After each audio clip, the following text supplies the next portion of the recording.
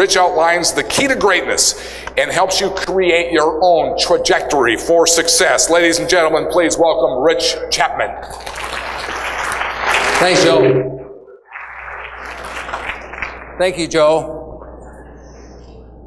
You know, that was a pretty good introduction. I think I wrote it.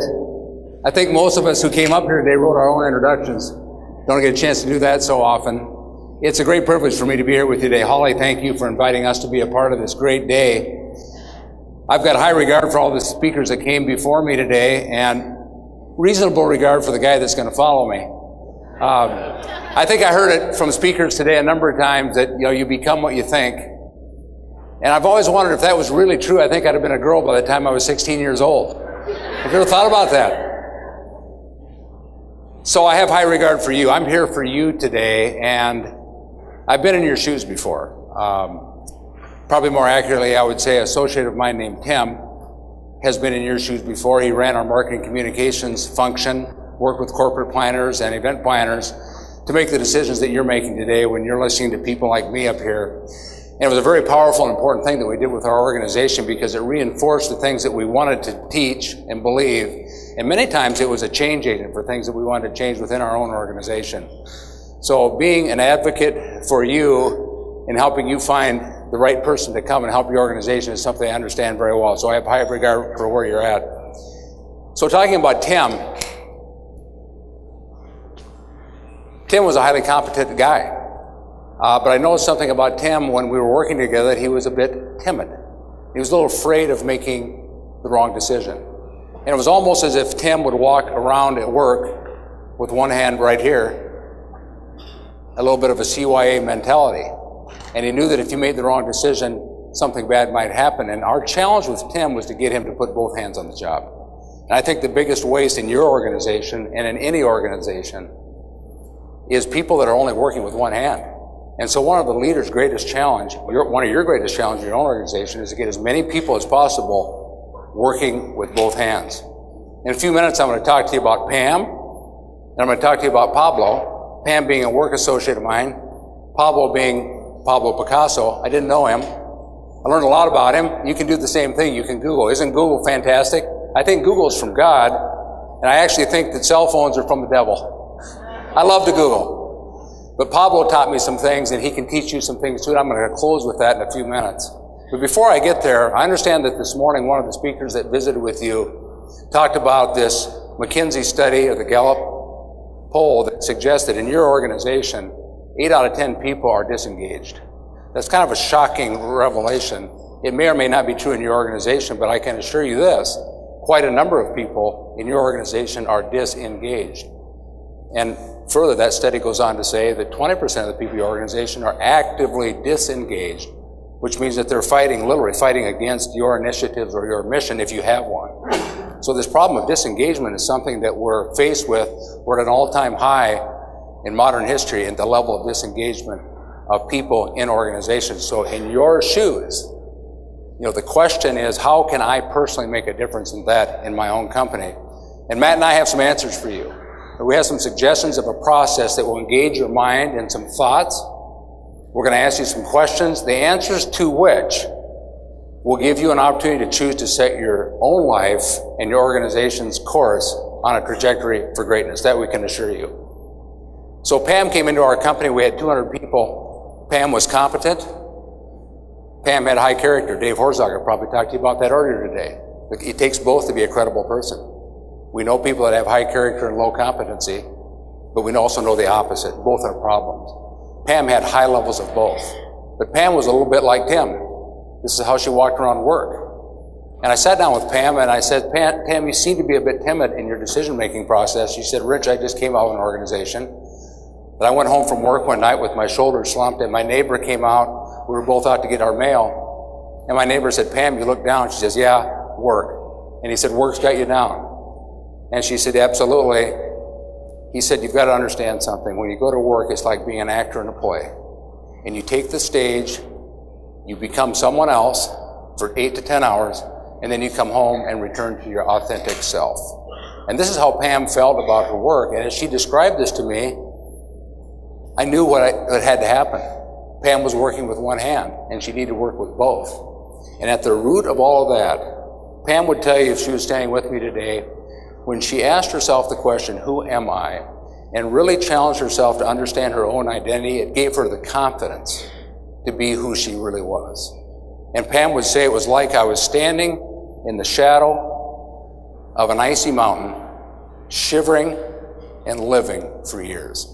And when she was able to step out of that and come into the sun and come alive, and like an acorn tree grow into a great oak tree, became a great leader for our organization.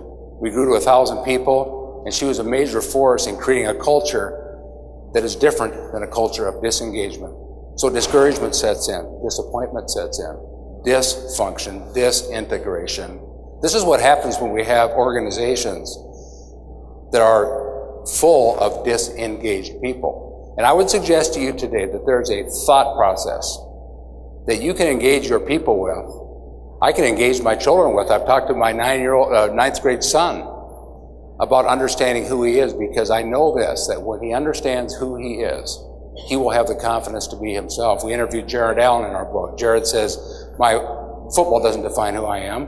Football is what I do. We talked to Jason Witten, the all-pro tight end for the Cowboys. Jason Witten says, identity starts with inner strength. It's about who I am and who I serve. Everything else feeds off of that. Talking to Roger Goodell, our NFL commissioner. Roger has a lot of adversity that he fights, and he says when you have adversity in your life, you find out who you are. How many have seen Les Mis? Jean Valjean. It's one of my great musicals. One of the greatest songs that he sings, maybe his featured song, is Who Am I? And his wrestling with that is what gave him the confidence to move ahead in his life.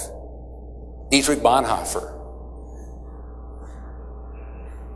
spent the last couple months of his life in a Nazi concentration camp. Great writer, influential leader. He died 2 days before the liberation. The last poem that Dietrich Bonhoeffer wrote, the title, Google it, Who Am I? It'll blow you away. It's at the core of who we are. And my suggestion to you is, in order for you to come alive, and therefore your organization to become engaged versus disengaged, we need to help people confront gently, in a non-threatening way, 7 important questions. Wrestle with those questions, and the answers to those questions become the choices that set people on a path to greatness. And if the people within your organization sense that they have a path that leads to a destiny that's meaningful, they will come alive. It's really not that difficult. I would suggest this to you. There's not a lot of room in your corporation for increase in smarts.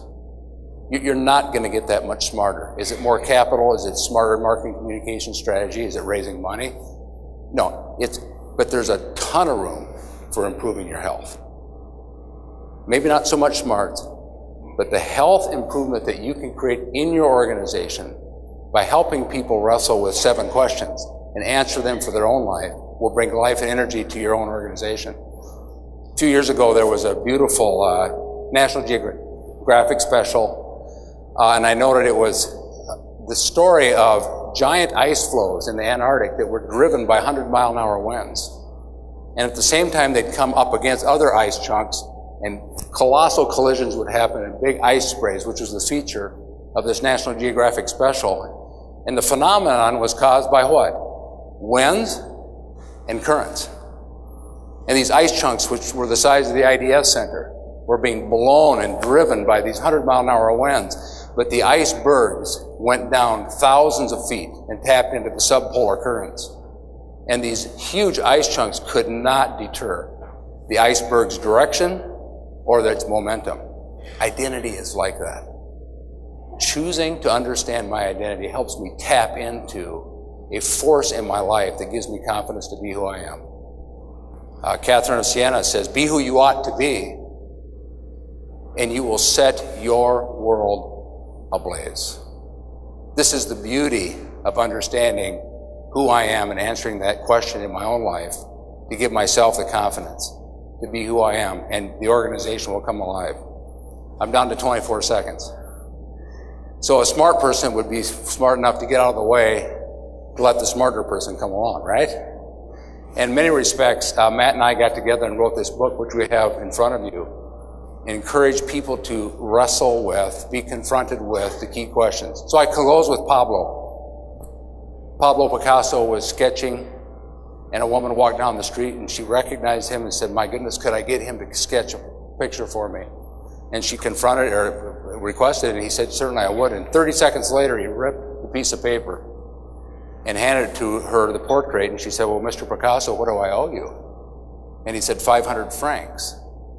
She said, 500 francs, it only took you 30 seconds. He says, "Oh no, it took me a lifetime." And what I want to suggest to you is you have a Picasso within you. Your years of experience, your influence, you're an impact player. Picasso didn't get paid for his time, he got paid for his impact. And you have an opportunity to help people in your organization find that within them. And I would invite you to consider the 7 choices and how Matt and I can help you in your organization bring people alive, first of all, by helping them understand the identity so they can be all that they ought to be and set their world in place.